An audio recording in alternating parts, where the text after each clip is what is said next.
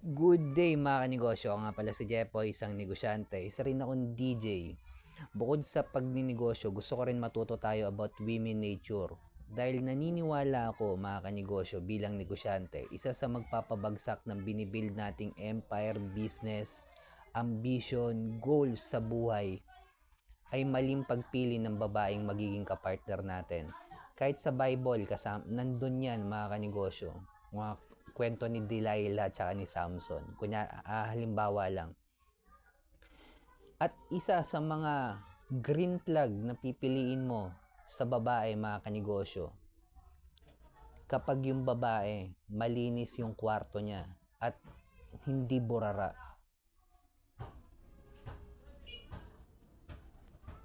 Bakit green flag mga kanegosyo? Dahil kapag nakasama mo sa bahay ang isang burara na babae, may magsasabi, di kumuha na lang ng katulong. Mga kanegosyo, the more na ginagawa ng babae na ang trabaho na para sa babae, halimbawa pagluluto, paglilinis ng bahay, hindi yan ibig sabihin na ginagawa mo silang katulong. At masaya sila sa ginagawa nila mga kanegosyo dahil napupunta sila sa feminine energy or feminine side ng pagiging babae nila. Ang babae naman talaga hindi yan sasaya sa pera, kung gaano ka kayaman, kung gaano ka mag-travel abroad, o kung gaano kasarap yung ipapakain mo sa kanya sa date nyo. Ang babae sumasaya yan kapag nag-submit siya sa lalaki at pinagsisilbihan niya yung lalaki.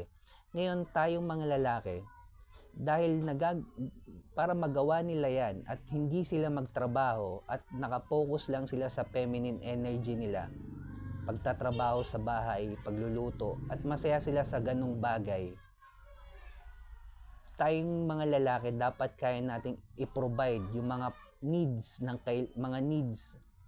na kailangan nila at ng pamilya nila.